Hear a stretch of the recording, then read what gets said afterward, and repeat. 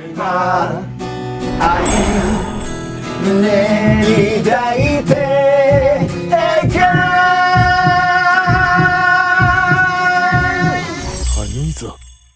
アニソン居酒屋へようこそ。ようこそ。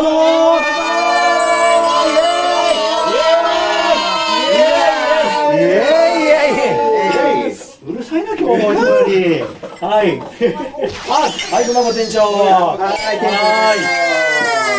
はい。本日はですね、重戦記エルガイムダバンマイロードラキスタ泉宗次郎役をやられてる、平松弘和さん。はい。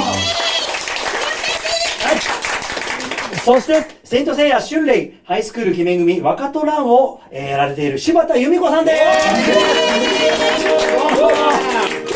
すごいですね。もうなんか、X 私いつも見てるんですけども、いつもお二人一緒にいらっしゃいますよね。勘違いです。勘違いです。どうしてまた繋がったんですか？由美さんが、X かな？ X ですね。はい。X で、ダバの絵を描いてくれてた。これ、すごい。描いたの。ああ、こういう絵描いてくれてる人がいるんだって言って、最初はこのいいねをピッと押してたんですね。で、じゃあ先に書かれてて、はい、それに対してご本人がいいねをされたんですか？いいねを。そうです。それでこのダバのイラストにこれはまさかのみたいにコメントもくださったら18万回見られたんですよ。で気がついたら私の X をフォローしててくださったので、DM ができるようになったんです。じゃあ由美さんの方からはいご連絡を。だって何も用事ないのにねメッセージは書けないので。でも当時あれですもんね、バーンアップで一緒されてたっていうのもあったのですよね。ところがですね、山松さんはそのことをどうなんですか？はいね。全然覚えてない。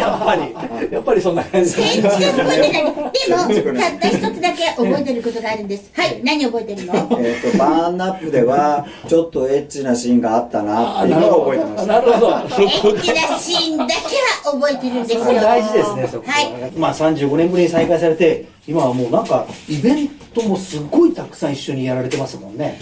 間ずっと一緒にこう引っ張り回されてよろしくお願いしますって選挙活動みたいにやってるんで。あとコンセプト写真っていうのを撮ってて、面白い写真を撮って見ていただこうと思って、例えばスパイの格好とかね、あとどんな格好したっけ？パジャマ着せられたりとか、そう、パジャマも着たの。着物着たりとか、そう、あと耳ね。猫耳つけたりとか。それもやらされてる感じなんですか？どうしてもやりたいって言ったら、どうしてもやりたいって言ったら。どうしてもやりたいって僕がお願いしました。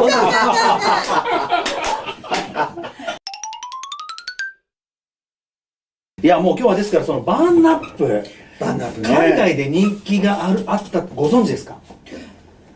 初めて知りました。だってほらシリーズいっぱいあるから。そうですよね。ファーストだけじゃないから。そうですよね。なんか4種類ぐらいありますもんね。アニソン居酒屋ってそういう海外の友達とですね情報交換したり仲良くしたりしてそういったチャンネルなんです。わー、はい。だから日本の友達も多いんですけども海外もすごく多くて。はい、マキという役でね、出られてますよね。OVA の最初の第一弾と、そしてその後も OVA を出されましてね。はい。でその後にテレビ化されたけれども、そちらでは参加はされなかった。アメリカ大学行っちゃったんで。その時にアメリカに行かれたんですね。そうですはい。それどうしてアメリカ行かれたんですか？ずっと声優になりたいっていう夢と、アメリカの大学で勉強したいっていうのがあって、声優にはなれてレギュラーもいただいたんですけど、どうしてももう一つの夢があって、やりたいってことを諦めちゃったら後で後悔すると思ったので、行きました。そうだったんですね。じゃあそれがちょうどこのバーンアップの頃かな。OVA の2回目が終わったぐらいということで。はい。でもそんなね結構 OVA を海外で見てる方が多くてですね。はい。じゃあまず1人目ご紹介します。レイク・ファンダーマンさん。あなたが初めてバーンアップを知ったきっかけは何ですかっていうところなんですけれども、タンブラーという SNS、これを見てですね、レトロアニメを紹介しているアカウントを見たことがバーンアップをした。こういうレトロアニメを取り上げている海外のSNS と非常に多いんですね。嬉しい。みたいです。で、彼にこんなことを聞きました。この作品のどんなところに魅力を感じますかっていうところをデイクさんに聞いたところ、バーンアップの大きな魅力だと思うのは銃を持つ女性たち、という、はい、サブジャンルに属している点なんですって。やっぱり女性が銃を持つっていうところがなんかかっこよかったね。警察だ、霊動くなとかって言うんですよ。いいですね、今の。は魅力的な女性キャラクターたちが銃を使って活躍するという設定はとても惹かれるものがあります。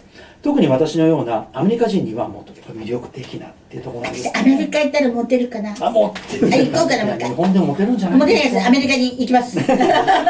銃持っている。持って、銃なかった。これが多分足りなかった。足りなかった。そこですよ。向こうで買うね。向こうで買うね。はい。ですね、まだ続きありまして、ガンスミスキャッツ、光学機動隊、ブラックラグーンかごめんなさいね。なども同じような魅力を持つ作品と思います。シリーズの中ではバーンアップ、W、が個人的には一番好きということですけれどもね。もう最初のシリーズは、ケンジみたいな感じなんですけど、ダブルになると、マッコイの仕業だわ。ちょっとトーンが下がるんですね。全然変えます。変わりますよね。どっちのトーンなのがやっぱりやりやすいですか？最初の方が、やっぱり戦うシーンがいっぱいあってね、メガネかけて、警官ミニスカートみたいなので、指示する係だったんで、ちょっと難しかった。はい。まあでも、もうまさに主人公ですもんね。はい、そうです。歌も歌われて。そうなんです。Stand Up My Heart です。ねえ、この間も聞かせていただいて。そうなんですよ。私も聞いてました。ありがとうございます。ものだと思って。でもその時の検事をやられたのが平松さんですもんね。そうみたいです。出た。やっぱり覚えてない。ごめんなさい。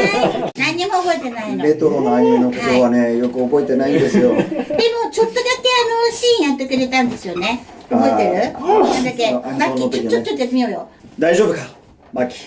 ケンジ、大丈夫よ。このくらいの毛が。本物。じゃあ次のね、質問させていただいた。はい。ちょうどまさにマキとケンジについて。はい。やばいな。もうここもいないと思ってください。はい。物語の中で2人の存在感や、ロマンチックな関係性を考えると、彼らはいつも王子様とお姫様のようなキャラクターだと感じていました。これはサイレントメビウスの克実とロイに似てるなと思いますなんてことをねおっしゃってますよ。嬉しいですね。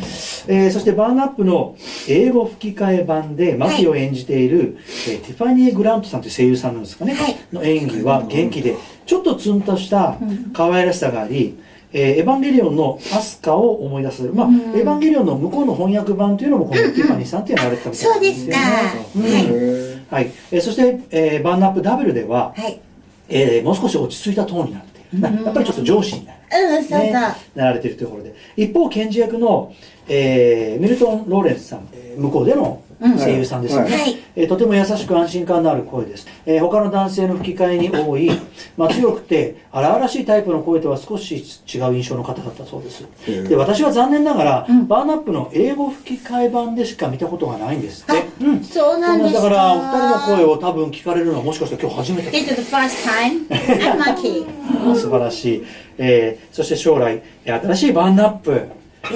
アニメ制作がされるとしたらお二人は再びマキ役とケンジ役として声優を務めたいと思いますか？もちろんですかぶりもちろんでーす。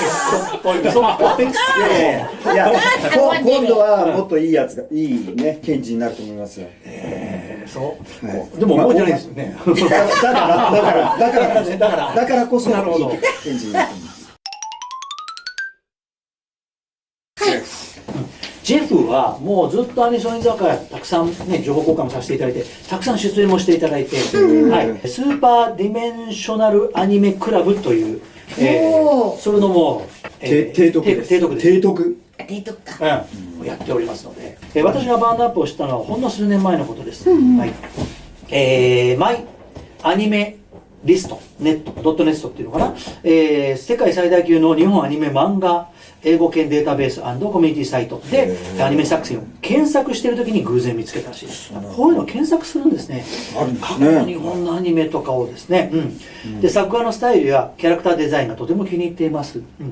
女の子たちの制服もとてもかっこいい。ね、セクシー。ね、セクシーな。中でも一番好きなのは1991、1990年にリリースされた最初の OVA。一番好きなんですって。嬉しいです。ですよ。まさにユミーさんじゃないですか。ね。私はこの作品を日本語音声に英語字幕で視聴しました。だから日本語の声。この声を。本当、嬉しい。ちょっとジェフに一言どうぞ。Thank you very much. I'm Maki. I'm so happy to hear that. ジェフが来た時はもうユミーさんにもうね。I want to meet you. ね。 Come. Welcome to Japan. そうですよね。で、彼はですね、やっぱほとんどアニメ見る時のスタイルなんですって。日本語の音声を聞きながら英語の字幕。やっぱちゃんと本場の声を聞くっていうスタイルで見られるタイプです。はい。で、日本の声優の方がアメリカの声優よりも優れていると感じます。はい。やっぱりアメリカの声優を否定するつもりはないんですけれども、やっぱりこれはあくまで個人的な、それだけやっぱテクニックとか、やっぱ声のやっぱりこの表現力、ね、質のとかっていうのはやっぱアニメに合ってるんですかね。そして、はい、平松さんへの質問があります。やったんだ。最近、アニメを楽しんでいるんですけれども、主に見ているのは1970年代、80年代、90年代の作品です。オーディーン。はい。電子、甲子反戦。ごめんなさい。スターライトも、以前見て、とても印象に残っています。オーディーンもね、見られる。オーディーンの現場での、お話なんですけれども、教えてください。何かね、そういった特別なことがあったら、ぜひ教えていただきたい。いやー、なんでしょうね。覚えてなさそうな顔ですけど、覚えてるんですよ。覚えてますか？はい。ラウドネスが曲を歌ってて。そうですね。ラウドネスか。ラウドネスなんですよ。高田馬場のスタジオでやったんですけど、映画なんで、ものすごい人数いるんですよ。で、当時、今は全然そんなことないんですけど、ほぼ全員集まってるんで、ぐしゃっどこにいたらいいんだ状態で。そうなりますよね。で、メインの方たちはセリフ多いんで、ちゃんと陣取ってるじゃないですか。僕なんか、一応、キャラクター振ってもらっているんですよ。小川さんデザインのキャラがあるんですよ、僕。はい。後で小川さんに聞いて驚いたんですけど、僕は。はい。ひろまちゃん、これやってるんだよね。今度、ブルーレイ今年出たんですけど、これ。で、こっそり、ジャケットをひらめちゃんセンターに書いといた。すごいすごい。センターで。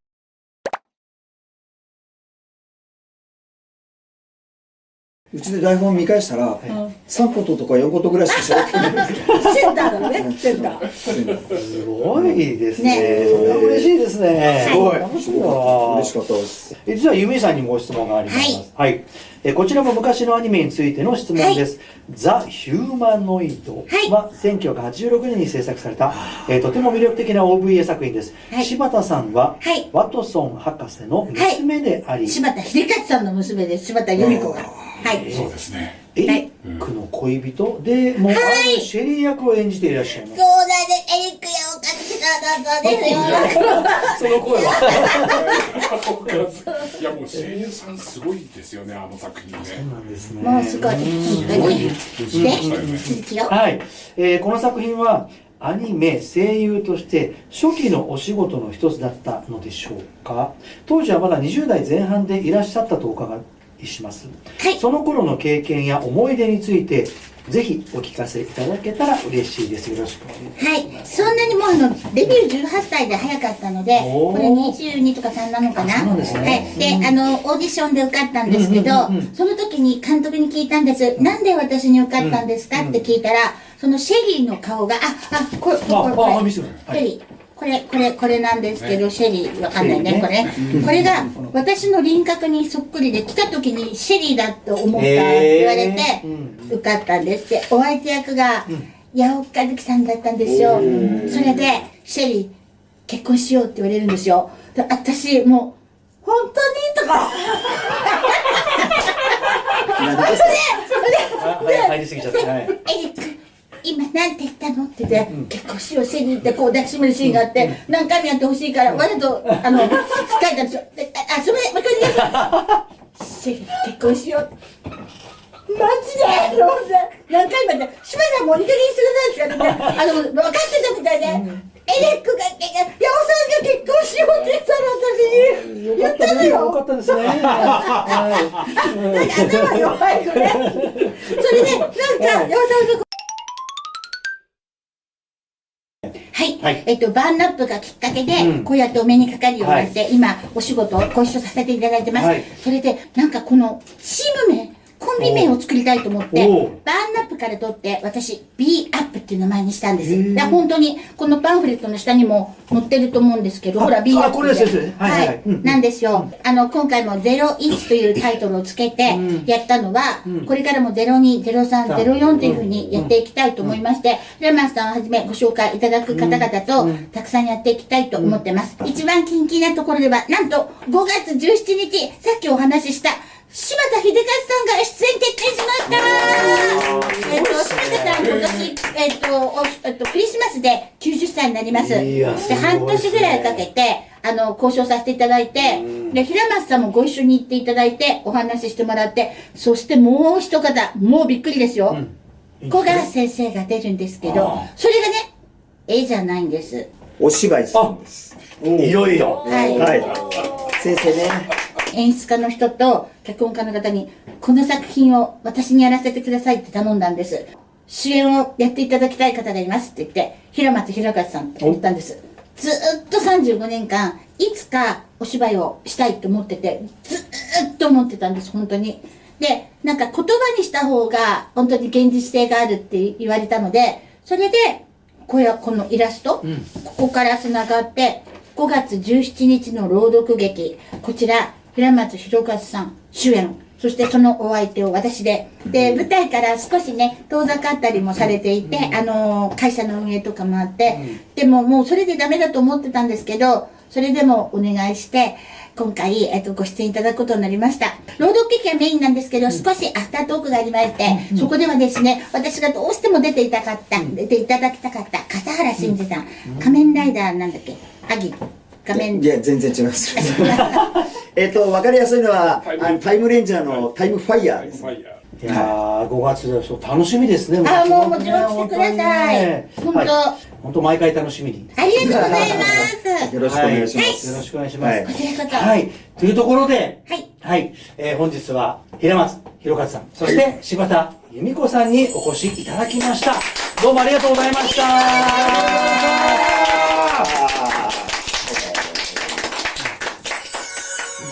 1、2、3、4。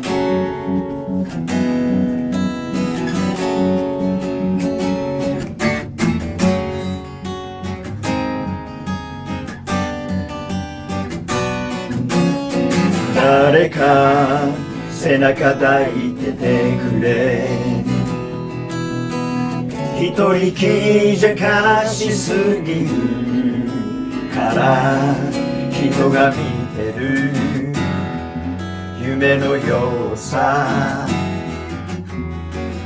確かなものが何にもないね。どうして僕はここに Tell me why Show me the way to you Lead me the way you are 今駆け抜けろ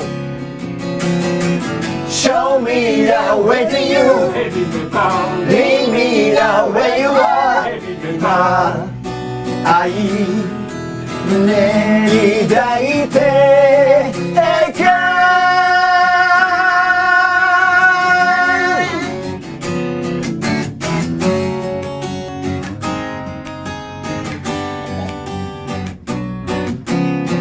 指の隙間抜ける砂さ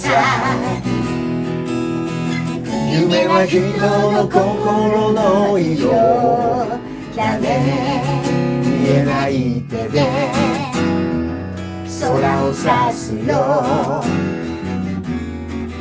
確かなものに出会える日までありがとう気づく日まで Catch my soul Show me the way to you Lead me the way you are 今その腕で Show me the way to you Lead me the way you are 今その上で Show me the way to you Lead me the way you are 今胸焦がしながら描